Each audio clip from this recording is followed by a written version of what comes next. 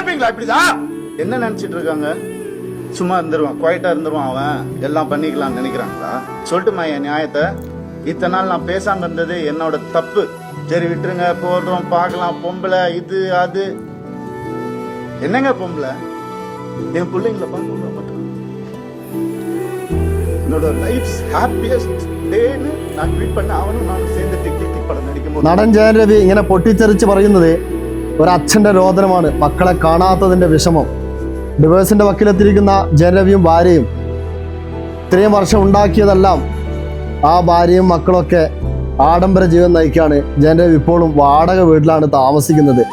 മക്കളെ കാണാൻ പറ്റുന്നില്ല. സ്കൂളിലേക്ക് ചെന്നപ്പോൾ അവിടെയും ബോഡി ഗാർഡാണ് മക്കളുടെ കൂടെ. മക്കളെ കാണാൻ പറ്റാത്തതിൻ്റെ ആ രോദനമാണ്, ആ സങ്കടമാണ് അവളിൽ നിന്നും പൊട്ടിത്തെറിച്ച രീതിയിൽ പറയുന്നത് ജയൻ രവി.